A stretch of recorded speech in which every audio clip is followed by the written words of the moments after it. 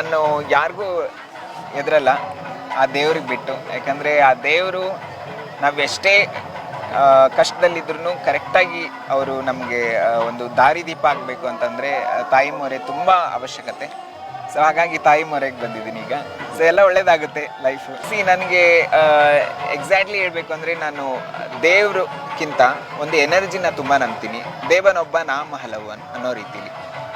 So ಹಾಗಾಗಿ ಎನರ್ಜಿನ ತುಂಬ ನಂಬೋದ್ರಿಂದ so ಆ ತಾಯಿನ ಇವಾಗ ನಂಬ್ತಾ ಇದ್ದೀನಿ. ಸೊ ಹಾಗಾಗಿ energy is so important for me.